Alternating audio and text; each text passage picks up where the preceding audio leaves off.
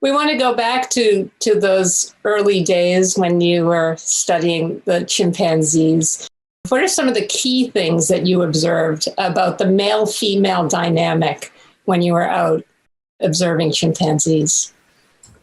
Well, the male-female dynamic is very simple. Males are dominant. They're bigger, stronger.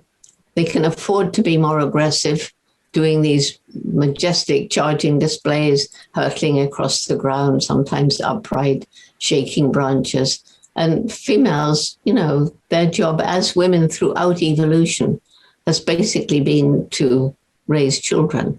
And if you have a little baby clinging to your breast and the child is dependent on the mother for up to 5 years, that's a long time. And so you cannot afford to get into these aggressive situations. So there's the dominant male. They live in a very, there's no permanent pair bonds between a male and a female. And there's a very big difference between mothers. There's good mothers and bad mothers. And not many really bad mothers because, that would, anyway. But there's some mothers who are better than others. And the characteristics of a good mother is to be affectionate, allow the child some freedom and keep a firm eye in case danger threatens. And also, the most important, supportive.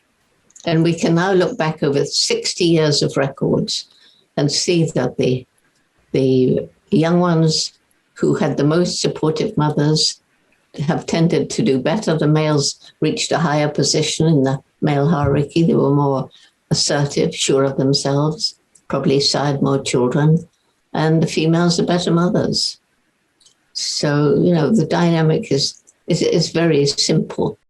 So now how did those observations impact your view of the male-female dynamic in humans? Well, I'm not sure that it did. And when I think about the male-female situation, we know that women have been exploited and still are in many parts of the world. And human males also are physically typically stronger than females, which has allowed them to take up this dominant position.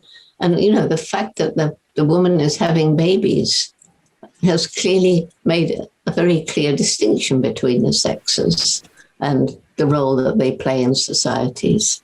But what I always come back to again and again is what a chief of one of the Latin American tribes told me. And I don't remember which country it was in. It doesn't matter. He said, we see our tribe as like an eagle. And one wing is male and the other wing is female. And only when the wings are equal will our tribe fly true.